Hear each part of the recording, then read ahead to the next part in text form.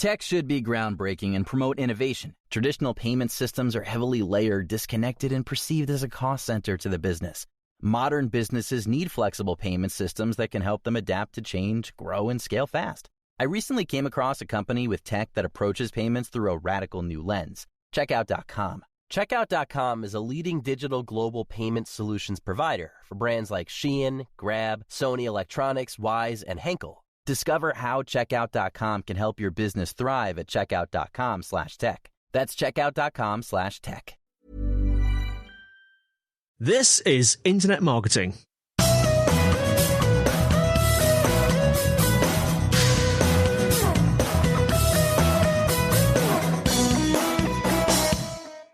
Hello and welcome to the Internet Marketing Podcast brought to you by SiteVisibility. I'm your host, Scott.colenutt, and with me today is Niall Killeney Taylor, Head of Creative Production at Q. And we're going to be discussing focusing on concept before content in podcasting. Everything that you do before you launch, before you even think about launching a podcast, we'll be talking about those things that you should prepare today. And so, Niall, welcome to the podcast. Do you want to take a moment to introduce yourself to our listeners and describe a little bit more about what you do at Q? Yeah, thank you very much, Scott, for having me on, firstly. My name is Niall, and I am the Head of Creative Productions at Q Podcasts. Essentially, what Q Podcasts is, we are a full-service podcast production agency. We work with brands, publications, networks on commissions for originals to create essentially creatively thought-first podcasting. And what we mean by that is that we want to be involved everywhere from the very early doors of the creative concept ideation stages. We want to make sure that we work with brands that are willing to take kind of bold steps and kind of do things a little bit differently when it comes to podcasting. I'm not saying kind of rework the wheel, essentially. It's just making sure that we use the podcasting space as best possible and how we can reach those audiences. So we cater to, like I said, all those different brands everywhere from the pre-production stages through to production, whether we're recording remotely or in studio. And then, of course, all the post-production stage as well and marketing. So we want to make sure your podcast does get heard if you go to the bother of actually trying to make one. So yeah, that's Q Podcast in a sense. So we've also got a few other companies that we work with. We've also got a few other companies that we own. One is podcast.co. That's the podcast hosting and distribution service platform. We've got radio.co, which is for live online audio. And then matchmaker.fm, that if anyone is interested to being a guest on a podcast or finding guests for their own podcast, that's where they'd go, is matchmaker.fm. It's sort of like the social media platform for podcasters. And I am a big advocate for podcast.co. It's where I launched my secondary podcast, The Advertising Hour. It's my personal podcast.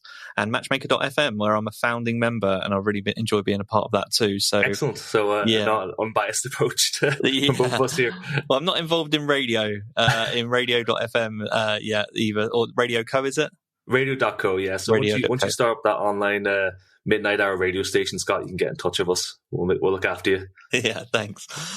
So you talked about the range of businesses that you work with there, and I'm really curious. I assume that you get people contacting you for a wide variety of reasons, but I'm really curious to know, you're on the end of these questions, what people want to achieve with podcasting. So what are people telling you at the moment when they come to you? Yeah, look, it's a very varied approach that we have from clients. Podcasting, obviously, it's been around for some time now, but not every brand has been on board yet, and they're still kind of exploring the stage. You know, if you think about it as part of any other kind of, especially from a brand's point of view, another tool for their marketing strategy plan, podcasting is still a little bit down the list from any of the traditional mediums. So when these brands approach us or we approach them about podcasting, they really just want reassurance as to how this will work, how they'll reach their audiences, and also a bit of a guarantee in terms of people actually listening to the show, which is obviously one of the hardest things to guarantee, because podcasting is a little bit different to, like I said, radio or advertising on television, for example. That's really interesting that one of the questions that you get first or most frequently is logistics, as in, it's not something that even comes to mind for me, but I'm remembering back when I started podcasting, I had lots of questions and there was lots of time spent on YouTube and actually some of the podcast.co courses and I think a book that James has released there. But I was talking to I've been speaking actually today about a client that was interested in podcasting, and they just don't really know where to start. And there's this governance issue where in this particular organization, nobody really knows who would be responsible for podcasting. And so the logistics question actually has come up for me, and it's something that I'd forgotten. Who is best placed typically in the companies that you work with? Which departments does podcasting typically sit in? Yeah, so generally we find people who work in marketing departments or communications departments. So there is also kind of two ways that brands will approach podcasting to come to us. And one of them obviously is the traditional, as we'd say, kind of the outwards approach to podcasting, where you're creating a show to reach different audiences or a specific type of audience to build brand awareness. And then also there's what we would call private podcasting or internal podcasting. And this is where large organizations and the people within that company usually work from the internal communications team. They'll approach us wanting to do a podcast for their staff that maybe are, globally positioned in different locations, and they want to create content for them to either keep them up to date with the company's going on, or just also another use to kind of create content for their team members, essentially. So yeah, it does vary. I'd say traditionally it is people within the marketing and content teams that we tend to speak with most. I assume that you're always looking for someone on the other end, though, that's enthusiastic about podcasting, that's putting their hands up and say, hey, I want to work with Q on this project. Because it's really difficult, I think, to make podcasting work if you don't have people either on the mic or behind the mic that aren't actually enthusiastic about the medium. So is that something that you often, when you're going through this process of teaching people understanding logistics with the company, what is it that you're looking out for?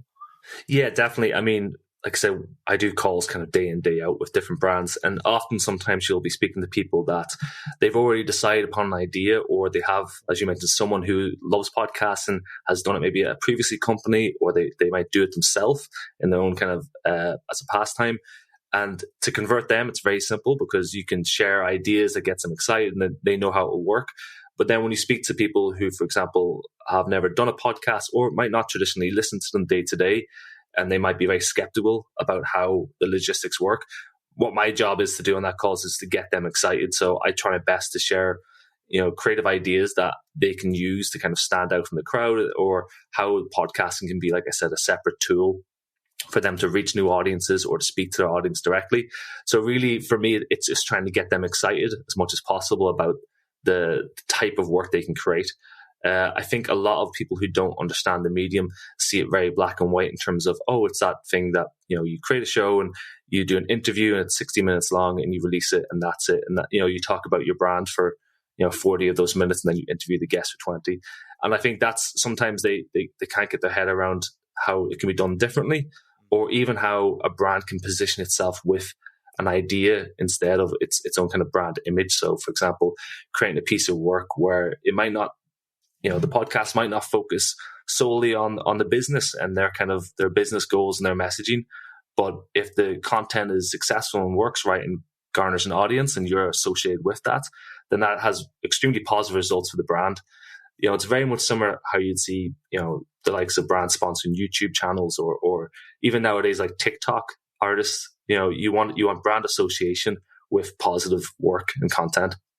And do you have a preference as to whether, is your preference to work with brands that already have an idea of the types of podcasts they want to create, or do you actually prefer working with a little bit of a blank canvas? I suppose from my background, I like the blank canvas because I have a background in kind of the creative industry. So I very much try and do the whole creative led sell. So I love developing ideas for brands and thinking how we can take their kind of traditional messaging and then associate that with a piece of content that's quite different. So for example, if you're like a dating app or something like that there, how can we do a podcast that is very different and unique to anything out there? So maybe that's creating the first podcast blind dating show, something like that, just something that is worthy of people's attention, that can garner, big results from wide audiences, that is generally entertaining. And just obviously then, that's associated with the brand. So they're kind of pushing this type of content. Obviously, when we work with brands that already have an idea, it can be tricky, but also, a lot of them can come with very strong ideas. They have great teams internally. Probably the difficulty that I would have in my team is that when a brand approaches us with, for example, they say we want to do this podcast. It's about our business and brand. Like I said, I don't want to name anyone just in case people are listening, but if they approach saying this is our business and brand, and this is the message we want to do, it's going to be hosted by our CEO. It's going to interview other people within our business, and that's what we think is going to work to, say, bring in new business or bring in new audiences to our services. And for us, we have to try and push back, and that's where it's a little bit tricky for us. We want to make sure that we're respecting the client and that we can obtain the work, but also we want to be honest with them and transparent and tell them, look, this won't work, or you'll end up doing, which you'll see all the time. You'll do 5 or 6 episodes.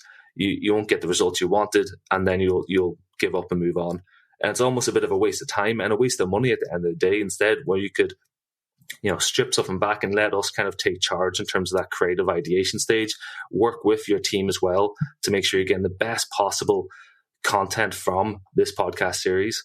That will, of course, then, over time build up an audience and build a community around the show, which then will in turn be positive for your brand.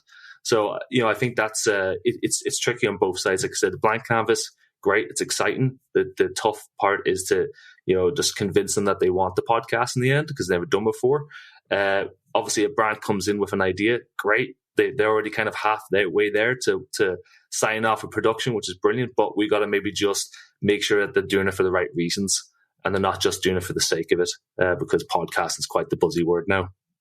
The right reasons. That's what I want to get into. So I want to get into that creative-led approach, those abstract waters, and understanding a little bit more about what creativity is to you in the podcasting world. So we talked a little bit about like logistics, and we talked a little bit about who might take responsibility for podcasting. But even before we take those steps, I assume there are questions you ask prospects and clients just to help them conceptualize, help them with that that creativity stage. So talk me through that process. Do you have frameworks that help you? How do you approach it? Yeah, like I said, it's very much down to having those kind of creative kickoff calls with the client and asking the right questions. For me personally, I always find discovering who their audience is one of the most vital pieces of information, because from that we can distill down to what that group of people want to listen to. We can look and see what is already out there. What are they already listening to? What is, if it's a condensed marketplace where, there's too many of these type of shows, can we think of something that gives them the same content and same information, but in a different manner? Whether that be, for example, just essentially what we're trying to do is just let them to think a bit differently about how they can do the podcast. So, like I said, it's mainly comes down to the questions we ask them at the beginning. We want to ask them, about their audience, the type of people they're trying to reach.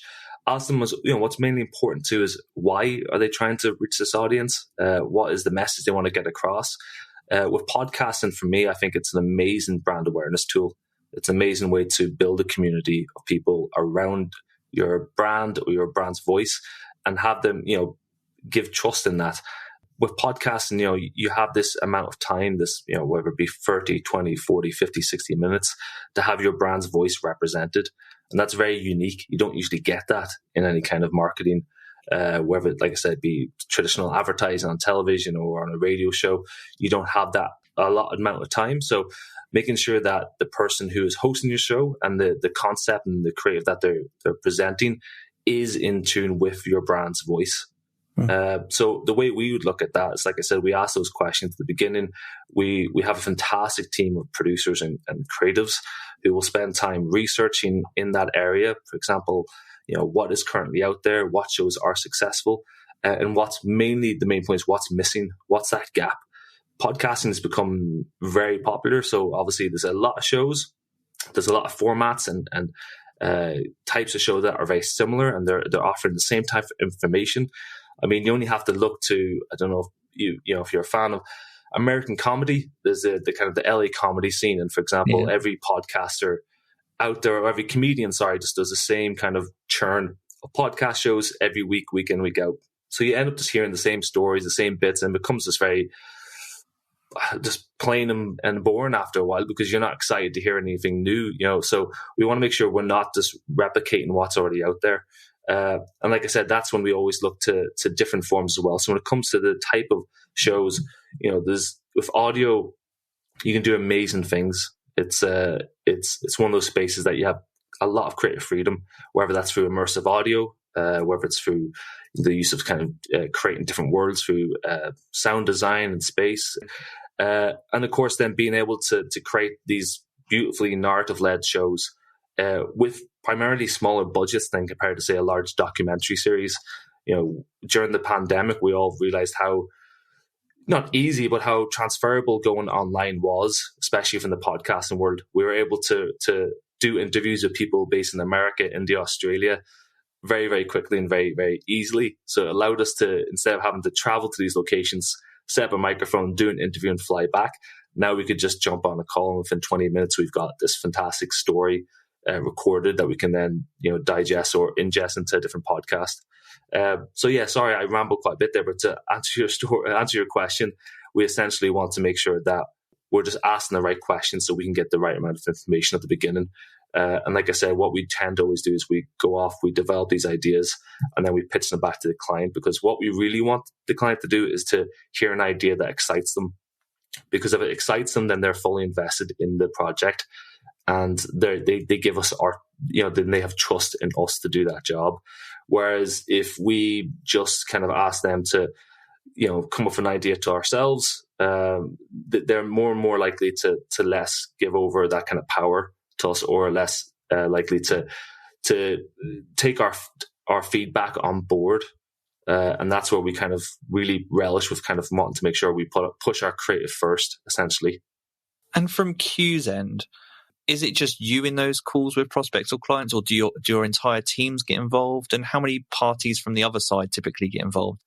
Yeah, so it varies. I mean, generally, we're always speaking on the client side of things. It's usually, like I said, the team behind it. So if it's their brand marketing team, or if it's their internal communications team, it's usually them, myself, another producer, and our my colleague David, who's our head of partnerships.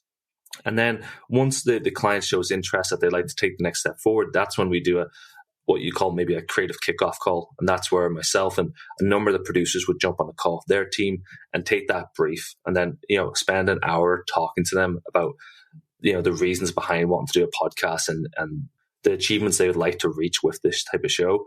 And those are the kind of calls that really we get the ball rolling, because we, like we say, we always want to collaborate with our clients, make them feel involved in the project as well. So when we do these kickoff calls, we're collaborating ideas with them. We're kind of doing some live pitching in those calls and seeing if do they think this would work, or how about approaching it this way? Same thing goes for, if it's a brand and we want to maybe include an external host to have kind of a non-biased opinion on the podcast.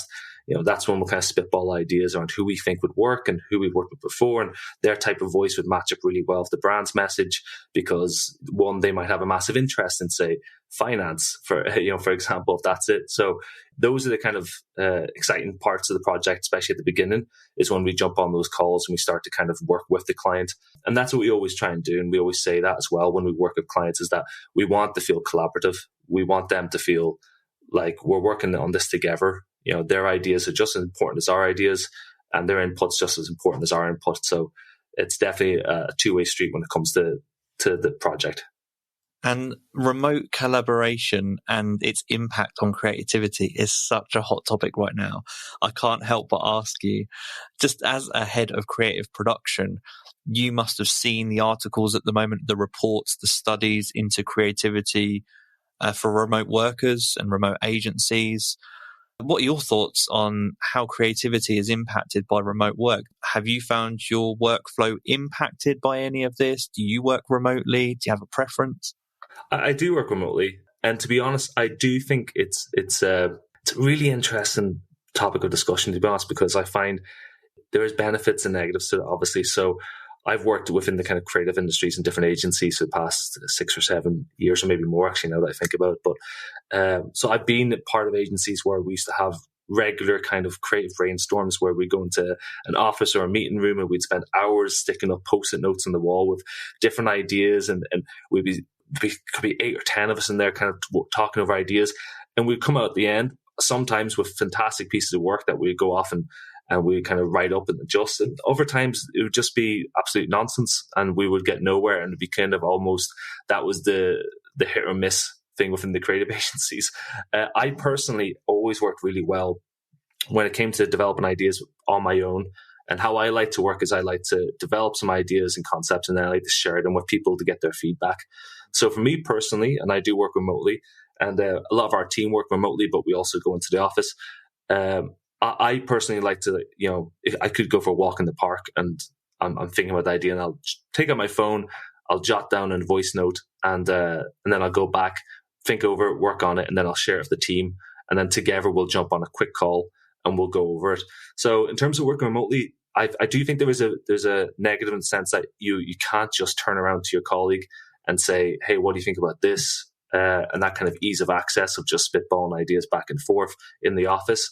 But with the handiness of whether it be Zoom, Google Meets, or whatever the other ones are, you can really just jump on a call in seconds. We're kind of, we're constantly chatting through our kind of internal chat network essentially, and we can jump on very quickly onto a video call and just talk out the idea. So I do think there's definitely I think it might affect other people more. Personally, for myself, I don't mind too much because, like I said, I kind of like to work on my own and kind of work up my own ideas by myself, and then I like to take them to the group and see what they think, and then go back and work again. But I do know some people like to work more collaboratively in terms of developing ideas, and for them, I'm sure it's that kind of hindrance of not having that person, like I said, to quickly turn around to and say, oh, can we discuss this brief I'm working on. I'm a report skeptic. So when reports are released about things like productivity from working from home, I just look at it and think, well, everyone's got a goal, right? So whoever produced the report, what's their goal? Because you can always spin data to tell the story that you want it to tell. And ultimately, with creativity, it's so subjective that, I mean, I agree with you in principle. Everyone approaches it differently. I think I'm a character or have characteristics that are very similar to yours, Niall, and that I really like my own company. I find I'm at my most creative when I'm on my own. I don't need to be around people for that kind of creative energy. Doesn't mean that I don't like working with people in those kind of environments, but I feel no different from working from home. That said, I work with people on my team who have expressed the difficulty in working on creative endeavors alone. And so it really just is such a subjective matter. But one thing that I think is true for everyone is that everyone's going to have to adapt. It's a new type of creativity, a new type of working, and whether it's to your benefit, again, there are going to be pros and cons. And if it's not to your taste, or it doesn't suit your characteristics, there are going to be pros and cons there as well. I am interested, though, when you bring people together, a little bit about your workflow, in particular, that research and brainstorming process. Do you use any tools to help you with the curation of podcasts, ideas, anything that comes to mind that just helps you with that collaboration online? I suppose not so much. I mean, in terms of everyone's a little bit different. Like I said, in terms of research, I was just actually going to point out the fact that, in terms of the way we do things and the creative brainstorming stages, it's never been easier for us to kind of do that research. We've got computers of high-end internet speed and on our phone at any moment. So like I said, if I'm in the park and I'm thinking about a certain idea or a certain person for a concept, I can quickly Google and find out that way. So what we tend to do is we do look at trends. Places like Twitter and social media are fantastic places to see what is popular, and you can find amazing stories from there. You can, from those stories, you can see if you can twist it into a concept. And also, I used to be quite grumpy old man around the whole, social media of TikTok and YouTubers.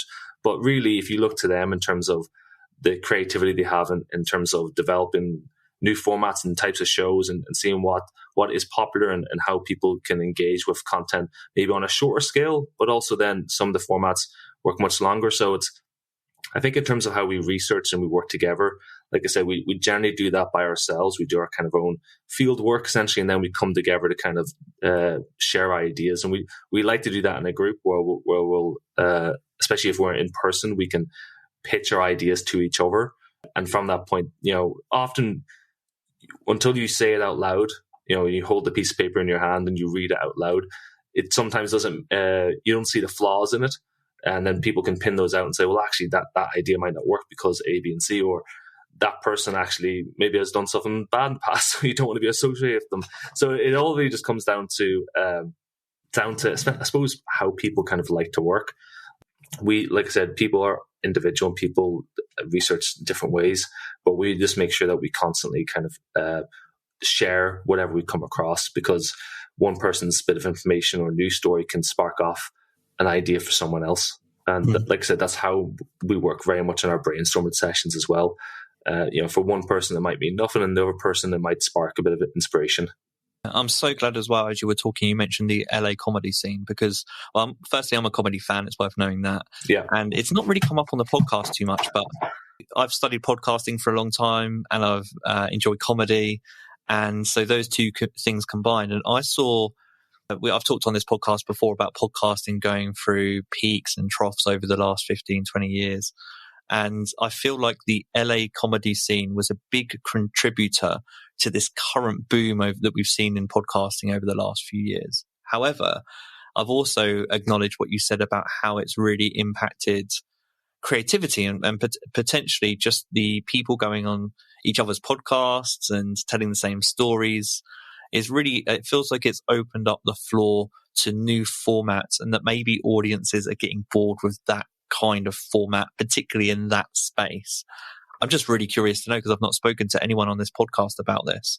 Have you seen any data or trends that correlate with what I'm saying there? Are you seeing people lose interest in those LA comedy podcasts, and that also allowing there to be more opportunity, that listeners are looking for different types of formats?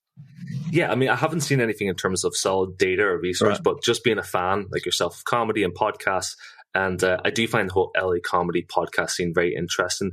There's a few shows that I enjoy, and I've been following for a couple of years, and then there's a number of other shows that I've listened to, mainly because, like I said, this same format of one or two comedians. They're friends, they do a podcast together, they interview other podcasters, other comedians, and we see it kind of constantly evolving, where then one comedian from that show will go to another show, another comedian interview other comedians, and it's the same sponsors are attached to them, and it's just this kind of big circle. And it really has, I think, took a bit of the sting out of that format. Whereas, the likes of, say, for our example over here of the UK side, you'd have people like Adam Buxton, who's a bit of a kind of comedy. He's been around for maybe 8 or so years. I'm trying to think. I was listening to them back in 2012 or 2011. So yeah, nearly 10 years now. But that format of comedian interviews guest has traditionally always done really well, UK or US.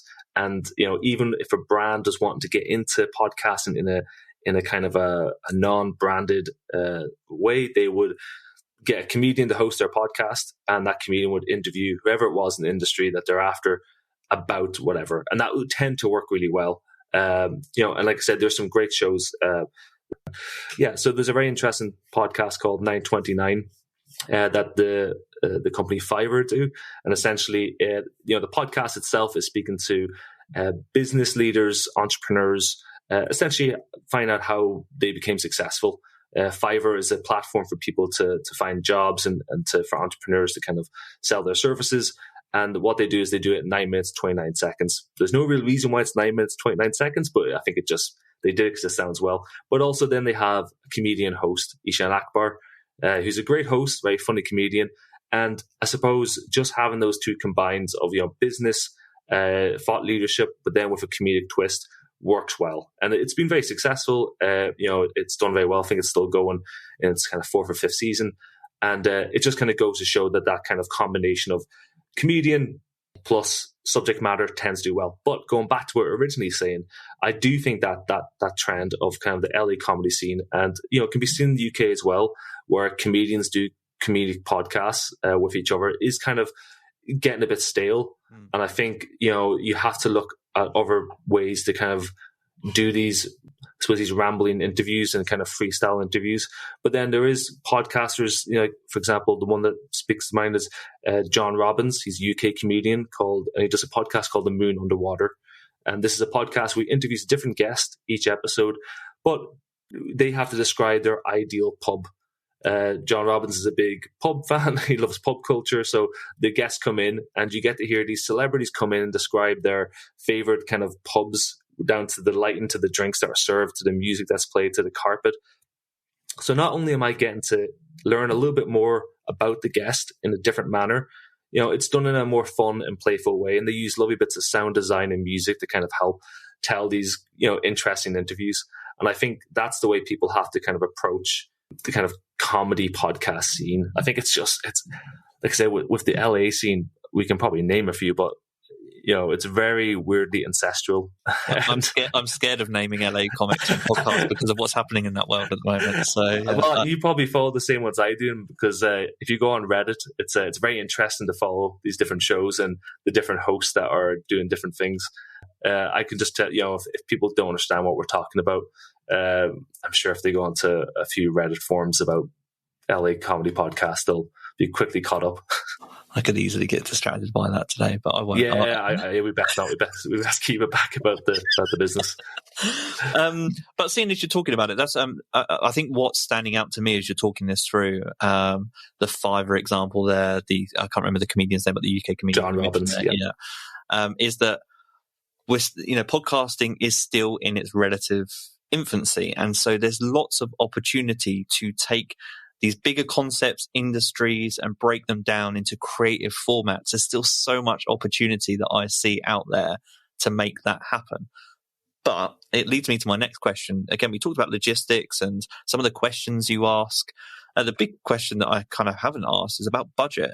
So I'm really interested to know, it's not always the case that the more creative you are, the more budget that you need. But when you're talking about, you mentioned that did you say John Robbins? John Robbins, yes. I think you said his podcast maybe has sound effects and live production and stuff like that. Yes. Then you are talking producer costs and maybe extra editing, and these costs do add up. The question that I really want to know is, when people are coming to you at the moment and they're requesting your services, are podcasting budgets typically realistic, not realistic? What do you find? It's a mixed bag. In terms of formats, like I said, it does range. So you can have your, in studio or remote one-on-one interview podcast, and that can be, let's for example, your kind of starting point of where podcast pricing begins. We ourselves kind of do everything concept depending for our costs. So, like I said, as you mentioned, that could include, if that show then includes multiple interviews or using archive footage to help tell the kind of interview, or music composition or sound design. Obviously that just adds in those little extra because it's just down to hours. You could be doing a show that is, I suppose, like a narrative-led podcast. We did one with the brand called The Stack, and they wanted to create a podcast mini-series that was around the sort of the crisis that's happening with mothers and childcare within the UK. And that was called The First 3 Years. And we created that podcast. And that's, like I said, I think over 4 episodes, there must have been something like 30 different interviews. And obviously they had to be all cut together, and they had to be scripted out and told through a narrative-led way with a fantastic host. We had a journalist. So obviously the costs for that are much, much more, because once again, it just goes into the hours and the months it can take to create those. Are you able to be more creative when working with seasonal based podcasts, because you have that break in between that allows you time to kind of listen, reflect, do more research, and kind of iteratively improve the process? Whereas it's quite difficult to do that if you have a consistent, weekly, daily podcast. Do you have a preference? Yeah, so I think there's definitely 2 ways that we do tend to do a lot more evergreen type podcasts. So meaning that we can break them up into series, and like you said, it gives us a lot more time to do those kind of pre-production kind of research and building the idea and scripting those shows out.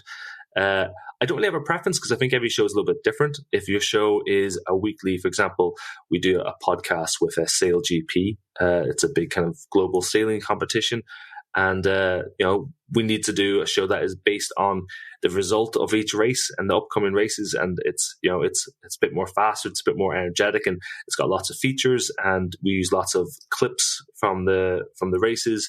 and we have lots of guest interviews from the different drivers of the boats and the sail ships. So for that, it's more about just kind of getting as much information into a show in a fun and engaging way, and trying to communicate with the audience and have them involved. Whereas something that is maybe more series based, as you mentioned, we do have more time, and we can bulk record episodes, and we can spend a lot more time in the post production stage, which I like. So like that, kind of making sure that, for example, if an interview does involve using kind of footage to kind of help tell the story, or like we said, a bit of sound design just to make it a bit more engaging for a listener, that gives us that time to work on it. So I suppose I personally probably like the kind of breaking it up into series, because like you mentioned, it just gives us that more time, that more flexibility, and there's less of a rush. I think everyone wants to have that kind of comfort in working on a project.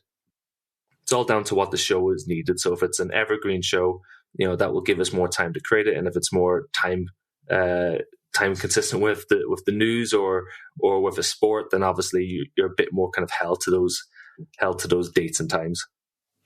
If you're working with a popular brand and you're going through this ideation phase, do you ever look to that brand's existing customers for ideas? So do you ever survey them, ask them for their thoughts on what they'd like to hear in a podcast? Do you know what? No, I haven't. And I think that's actually, it's a great idea. I mean, what we tend to do is we look at the trends that their audience are engaging with, but actually being direct to them and asking them what they would like to hear. That is a great way. What we tend to do is we'll do that by midway through a series. So what we like to do is we want to obviously have the listeners engage as much as possible with the show that the brand is creating. So generally, if we're kind of 2, 3, 4, 5 episodes in, we'll start to include messages and reaching out to the audience to get them to engage, whether that's send their messages in, send their feedback in, and trying any kind of fun and quirky way we can to get them to engage, because this is where podcasting works great. I mean, even now I've got my headphones on, I'm speaking to you, but most podcast listeners, I think it's usually kind of in the 75 to 85% range, listen to podcasts with headphones on. So you're very much in their headspace. And by that, I mean, it's a sensitive place. You don't want to be disruptive. You want to be a calming presence. I think the podcaster Blind Boy and the comedian, he has a great word for it. He says he wants to give a podcast hug. So he wants to make sure that space is nice and safe and soft, and he's talking to them in a manner that doesn't disrupt their day. So when you are in their headspace, you want to make sure that you're connecting with them, and that's why people engage and they connect with podcasts so much. So when you do listen to a show, you feel like you're almost part of that community. There's a number of shows I listen to, and I have been for years, and I feel, even though I'm listening by myself, I love when I meet someone else who listens to the same show. It's why if you go on Reddit forums or Facebook groups, you'll see, there's thousands of different groups for different podcasts, and people love to go on there and discuss things, and they become friends online, and then sometimes they even become friends offline, and relationships can develop. And that is because, it's quite funny, because you're going from something where you're listening by yourself to now being part of a group and part of a community. And when I tell brands that one of the strongest suits of podcasting is that you can build this community around your brand, that's what we're trying to convince them of doing. And that also takes longevity. You got to be committed to podcasts, and you want to make sure that if you do want that and you want that goal and you want to achieve it, that can take some time. You can't do that in 5 episodes or 10 episodes. You've got to do it over time, be consistent. It's just like when we look at people's analytics and their stats, what we're really looking for is consistency with listenerships. Obviously, we want to go up like a ladder, but we want to make sure that we're not losing that audience, that we're being quite consistent across the board. And you mentioned there maybe, particularly if you're running a season that's 10 episodes long, you might check in halfway through and try and engage an audience to prompt some kind of feedback. Have you found any particular tactics that work better than others for prompting feedback from listeners? One way that audiences respond well to is actually having their questions read out and mentioned online. There's a radio show, but their show also is repurposed into a podcast, and has been for, I think, the 6 years they've been going. It's called the Elton John Show. It's currently on BBC 5 Live, but it has a huge podcast audience. So by that, I mean, a vast majority will listen to the podcast and not the radio show, or they'll do both, but they still have a huge audience on the podcast side of things. And they always open up the start of their podcast. This is not part of the radio show part, with where they read out listeners' emails and texts and the different kind of queries they might have or issues that's going on in their life. And the two hosts and the producer, they've built this really quite beautiful community around the show. And it does help a lot of people, and they kind of, they do it in a comedic fashion, but they really are kind of helping their listeners through tough times.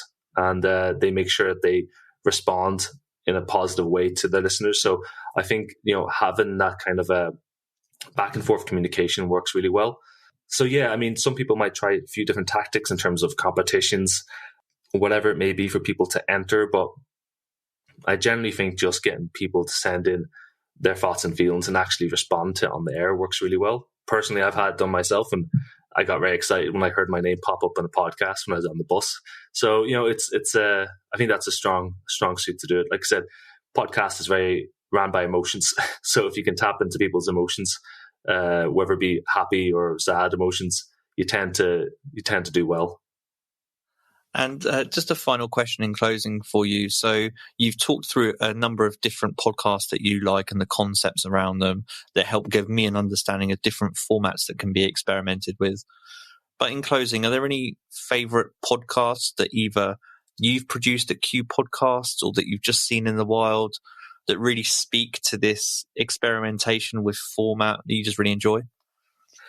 Yeah, I mean, there's definitely a few. I mean, even from our own podcast that we've done, first 3 years is a great piece of work that we're very proud of. And I think in terms of a few different podcasts that I've seen over the years that have done things differently, yeah, there's definitely a few to name, and there's definitely a few I'm going to forget that I personally love as well. But there's some fantastic production companies we have here in the UK, and I think it goes under.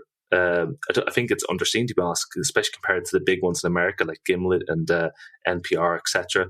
But Novel is a great production company, and they create a fantastic show called Futile Attempts with the host Kim Noble. Incredibly difficult to describe what it is, but essentially it's almost a scripted reality play by the host, where you're kind of listening to him engage with members of the public, almost in a hidden mic fashion, as he kind of goes through this wild, darkly comedic, disturbing story over I think 8 episodes. And I remember listening to it thinking this was one of the greatest pieces of podcasting I've heard before. It was very, very funny, very, very odd, but it was great. And then other ones, I suppose, there's a podcast that I've actually worked on and still do called Deep Roots with the adventurer Damien Brown. The last season, he was recording himself live as he was attempting to summit Mount Everest and sending back kind of these audio vlogs.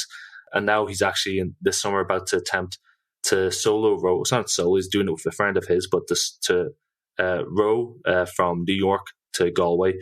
And once again, he's going to be recording himself on that journey and releasing the episodes as well while he's out there, so people can listen and follow along I think it might take 60, 70 days or even more to cross over. But that's quite an exciting, different format of podcasting, because also there's, with his past series, he was in Mount Everest and he caught COVID on base camp, which, people might think how could that possibly happen? But it did, and it was an outbreak, and it was very, we're waiting with bated breath every morning to see how he was getting on, and it was very, very different. Another one as well that I'll just mention that I remember listening to years back called Cinemile. Great podcast. It was a film review podcast. I don't actually know if it's still going, but essentially it was a couple. They'd go to the cinema, which was 1 mile away, and they would record themselves on that 1 mile walk back to the house, just reviewing the film. And it was just a very simple idea, and it just worked really well. And that went on to win quite a lot of awards at the Podcast Awards in the UK, and like that. It doesn't always have to. When I say think differently and be creative and think outside the box, it doesn't have to be some elaborate, crazy kind of idea. It just has to sometimes be the simplest approach can often work. So yeah, I think there's multiple different ways. Immersive audio is another way you can be a bit different, and sketch comedy is one that I love to hear in podcasts, and especially just because of the type of the way they're trying to sell characters through audio and use of sound design. So yeah, there's multiple different facets. I think it's very exciting at the moment. People are doing very different things. I think we are kind of trying to make sure that the shows that aren't just funded by big networks with, say, big typical, your famous faces, interviewing over famous faces, we want to make sure we're doing stuff that's still different. That podcasting is that kind of Wild West space that we can be creative and explore different avenues. And yeah, I think it's definitely still in a very exciting time. Podcasting, I think it's still only nearly in its infancy in terms of what's next. I think it's just going to keep growing and get bigger and bigger, and hopefully give a lot of people opportunities to create fantastic work. I love the example of Cinemile. I've not heard of that, but we talked about budgets earlier and maybe what can cause budgets to need to be increased for the production quality, but also on the creativity side of things, some of the most creative podcasts are those that are just resourceful. So you gave the Cinemile one, and just people that are building podcasts around things that they already love and do. And the other one that comes to mind is Gossip Mongers, just because it's a very simple concept. I don't know, again, production budgets and stuff like that, but when they first started out, very simple in theory to execute.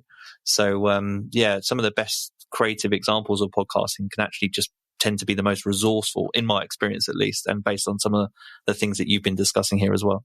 Yeah, definitely. I think those ones always tend to rise a little bit to the top, especially, if the people who are creating the work are entertaining and engaging, then 100%. And like I said, when it comes down to budget for brands, it doesn't always have to be these massively flashy kind of. If you go from, to give you an example, UK budgets compared to US budgets, I think if you do a show like Serial or S-Town, I remember seeing that I think S-Town cost $1.5 million to create. That's crazy for the kind of level that UK podcasting's at. It's nowhere near that. But that is an example of America and how they invest. And same goes with, you can see Spotify paying X amount of money for certain shows. You can see Amazon creating television shows from podcasts. So they're investing first in podcasts to be created and then almost testing them out to see if they'd work on television. It's a very unique space, definitely. I wonder if we'll see the same from Netflix, like an experimental podcast platform. I was just thinking it's weird that we haven't seen that yet. It makes a lot of sense, right? It does. I actually heard that Netflix are getting into the podcast game. I hope they do. Personally, I think more the merrier. I think Facebook attempted to, and then they just dropped out a few weeks back. I don't know how that was even going to work. I suppose they were going to be a hosting platform or they provide. I don't know what they were going to do, but it didn't really last very long. But the more the merrier. I think the more money and more support we can get out there. My one main thing is just to make sure that we don't forget the grassroots of podcasting. It's people who can create their own shows and they can still rise to the top, and they don't have to have $100,000 budgets to create these shows. Like you said, for example, that Cinemile one, if you got a microphone and you can give great content and you've got a great idea, I hope that we can still have an environment where those people can still be heard. That's my only worry, is that we'll flush those people out. And podcasting, like I said, as grassroots, that's what it is. It's people with great ideas that don't have a major network saying, don't do that, don't talk about this, that's a terrible idea, let's change it to this, let's change the host, not you, to someone else. That's where podcasting's great. It's that kind of freedom. So I hope obviously more money in the industry is great, but also let's not forget kind of what the main power podcasting has, which is giving those voices to people. It's great. And for the people that want to be heard and want to find you and have their voices heard, where can they find out more about you and Q Podcasts? Yeah, of course. Yeah. So you can visit our website. It's qpodcast.com. You can, I suppose, connect with me on LinkedIn.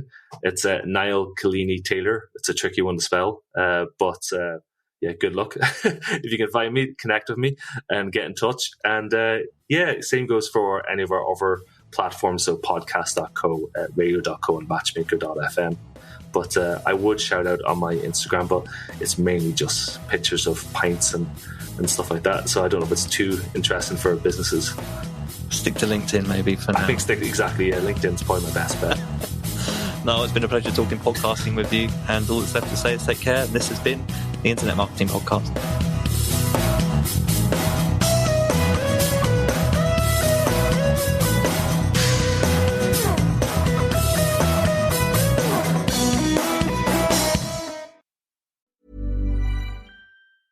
Tech should be groundbreaking and promote innovation. Traditional payment systems are heavily layered, disconnected, and perceived as a cost center to the business. Modern businesses need flexible payment systems that can help them adapt to change, grow, and scale fast. I recently came across a company with tech that approaches payments through a radical new lens. Checkout.com. Checkout.com is a leading digital global payment solutions provider for brands like Shein, Grab, Sony Electronics, Wise, and Henkel. Discover how Checkout.com can help your business thrive at checkout.com/tech. That's checkout.com/tech.